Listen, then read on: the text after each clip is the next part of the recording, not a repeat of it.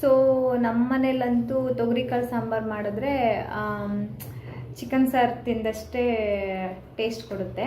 So chicken sambar, ಕಡಲೆಕಾಳು ಸಾಂಬಾರು, ಇವೆಲ್ಲ ನೆನೆಸಿ ಮಾಡ್ತೀವಲ್ವ ಕಡಲೆಕಾಳು ಸಾಂಬಾರು, ಇದು ಆಮೇಲೆ ಅವರೆಕಾಯಿದು ಮೊಳಕೆ ಕಾಳು ಸಾಂಬಾರು, ಇವೆಲ್ಲ ಸೇಮ್ ನಮಗೆ ಚಿಕನ್ ಥರನೇ ಟೇಸ್ಟ್ ಕೊಡುತ್ತೆ.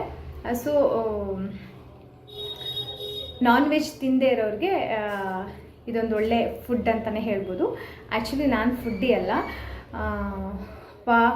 ಮನೆಯಿಂದ ಆಚೆ ಹೋಗಿ ತುಂಬ ದಿನ ಆಗಿತ್ತು.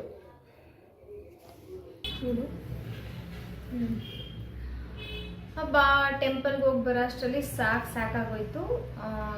ಆದರೆ ಹಬ್ಬದ ದಿನ ಆಚೆಗೆ ಹೋಗಿದ್ದು, ನಾನು ಆಚೆ ಹೋಗೇ ಇರಲಿಲ್ಲ. ಸೊ ಹೊರಗಡೆ ಹೋಗಿದ್ದು ಬಂದ ತಕ್ಷಣ ಏನೋ ಒಂಥರ ಮನಸ್ಸಿಗೆ ಸಮಾಧಾನ, ಫುಲ್ಲು ಮೈಂಡ್ ಫ್ರೆಶ್ ಆಗಿದೆ ಅಂತಲೇ ಹೇಳ್ಬೋದು. ಅಲ್ಲಿಂದ ನಾವು ಚೇಬೆಕಾಯಿ ಕೂಡ ತೊಗೊಂಬಂದಿದ್ವಿ, ಬನಶಂಕರಮ್ಮ ಟೆಂಪಲ್ಗೆ ಹೋಗಿದ್ವಲ್ಲ ಅಲ್ಲಿ. ಮತ್ತು ನಮ್ಮಪ್ಪ ಇದಕ್ಕೆ ಚಿಕ್ಕ ಚಿಕ್ಕದಾಗಿ ಕಟ್ ಮಾಡಿ ಉಪ್ಪು ಖಾರ ಎಲ್ಲ ಹಾಕ್ಕೊಡ್ತಾಯಿದ್ರು ಮುಂಚೆ ಎಲ್ಲ. ಇವಾಗೇನಿಲ್ಲ, ಹಾಗೆ ಹೆಂಗೆ ಬೇಕು ಹಂಗೆ ತಿಂತಾ ಇರ್ತೀವಿ. ಸೊ ಅಯ್ಯೋ ನಮ್ಮಮ್ಮ ಇಟ್ಟಿದ್ದ ಸ್ಟಿಕ್ಕರ್ ಇದ್ದೇ ಹೋಗಿದೆ ನೋಡಿ. ಅಯ್ಯೋ ಎಷ್ಟೋ ಸತಿ ನಮ್ಮಮ್ಮ ವಿಡಿಯೋ ಆನ್ ಆಗಿದೆ ಅಂದ್ಬಿಟ್ಟು ಆಫ್ ಆಗಿರೋದ್ರಲ್ಲೇ ಸಿಕ್ಕಾಪಟ್ಟೆ ವಿಡಿಯೋ ಮಾಡಿಬಿಟ್ಟಿದ್ದಾರೆ.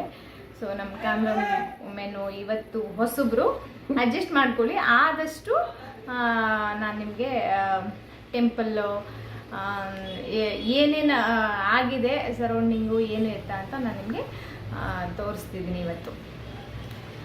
ದಯವಿಟ್ಟು ನಮ್ಮ ವಾಯು ಪ್ರೊಡಕ್ಷನ್ಸ್ ಯೂಟ್ಯೂಬ್ ಚಾನಲ್ನ ಸಬ್ಸ್ಕ್ರೈಬ್ ಮಾಡ್ಕೊಳ್ಳಿ, ಶೇರ್ ಮಾಡಿ, ಹಾಗೆ ಪೂರ್ತಿ ವಿಡಿಯೋನ ಸ್ಕಿಪ್ ಮಾಡದೆ ನೋಡೋದನ್ನ ಮರಿಬೇಡಿ.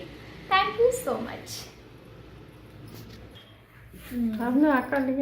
ಹಾಗೆ ಸೌತೆಕಾಯಿ ಕೂಡ ತಗೊಂಡು ನಮ್ಮಮ್ಮ, ಆ್ಯಕ್ಚುಲಿ ನಮ್ಮ ಮನೇಲಿ ಯಾರು ಜಾಸ್ತಿ ಸೌತೆಕಾಯಿ ತಿನ್ನಲ್ಲ, ಆಮೇಲೆ ಬ್ಯೂಟಿಗೆ ಅಂತ ಯೂಸ್ ಮಾಡ್ಕೊತಾರೆ ಬೇರೆಯವರಾದರೆ, ಬಟ್ ನಾವು ಅದಕ್ಕೂ ಯೂಸ್ ಮಾಡಲ್ಲ ಸರಿಯಾಗಿ.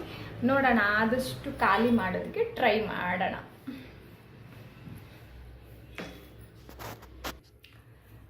ಆಮೇಲೆ ನಾನು ಆವಾಗಲೇ ತೊಗರಿಕಾಯಿ ಸೀಸನ್ ಇವಾಗ ನಮ್ಮಮ್ಮ ಹೇಳ್ತವ್ರೆ 100 ರೂಪಾಯಿ 1 kg ಅಂತ. ಸೊ ಇವಾಗ ತೊಗರಿಕಾಯಿ ಸೀಸನ್ ಆಗಿದ್ರೂ ಕೂಡ ಮಾಡಿ ಆದಮೇಲೆ ಮಾಡೋದು ಸ್ವಲ್ಪ ಈಸಿನೇ, ಬಟ್ ಅದು ಬಿಡಿಸೋ ಅಷ್ಟರಲ್ಲಿ ಸೊಂಟ ಎಲ್ಲ ಬಿದ್ದೋಗ್ಬಿಟ್ಟಿರುತ್ತೆ. ನಮ್ಮ ಹಳ್ಳಿಗಳ ಕಡೆ ಆದರೆ ಒಂದು 4-5 ಜನ ಪರ್ಸಲೆ ಮೇಲೆ ಕೂತ್ಕೊಂಡು ಅಕ್ಕಪಕ್ಕದ ಮನೆಯವರೆಲ್ಲ ಸೇರಿ ಈ ನುಗ್ಗೆ ಸೊಪ್ಪು ಆಗ್ಬೋದು, ತೊಗರಿಕಾಯಿ ಆಗ್ಬೋದು, ಇಂಥದ್ದೆಲ್ಲ ಏನಿರುತ್ತೆ ಅದನ್ನೆಲ್ಲ ಬಿಡಿಸ್ಕೊಟ್ಟು ಹಂಗೆ ಮಾತಾಡ್ಕೊಂಡು ಹೋಗ್ತಾರೆ. ಬಟ್ ಬ್ಯಾಂಗ್ಳೂರಂಥ ಕಡೆ ಸಿಟಿಗಳಲ್ಲಿ ಒಬ್ಬೊಬ್ಬರೇ ಇದ್ದಾಗ ಅದನ್ನು 1 kg 2 kg ತಂದುಬಿಟ್ರೆ ಅಂತೂ ಸಿಕ್ಕಾಪಟ್ಟೆ ಕಷ್ಟ ಆಗುತ್ತೆ ಬಿಡಿಸೋದಕ್ಕೆ. ಆದ್ರೂ ತಿಂದಾಗ ಅಷ್ಟೇ ಖುಷಿ ಕೊಡುತ್ತೆ. ಎಂಜಾಯ್ ಮಾಡಿ ತಿಂದು.